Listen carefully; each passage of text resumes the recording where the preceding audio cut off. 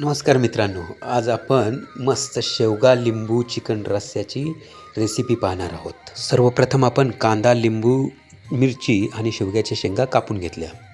त्यानंतर कांदा आपण गरम तेलामध्ये टाकून तो लाल पडेपर्यंत परतून घेणार आहोत. त्यामध्ये शेवग्याच्या शेंगा टाकणार आहोत आणि अर्धा कापलेला लिंबू त्यामध्ये टाकणार आहोत.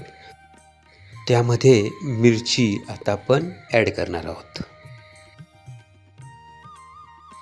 छान परतून झाल्यानंतर आपण त्यामध्ये आता मोहरी आणि जिरं हे टाकणार आहोत.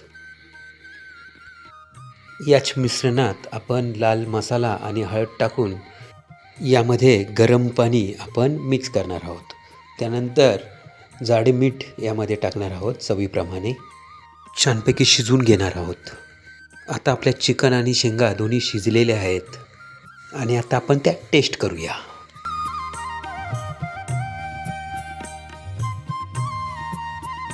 शेंगांची तर चव अप्रतिमच आहे आणि चिकनसुद्धा छान असं शिजलेलं आहे.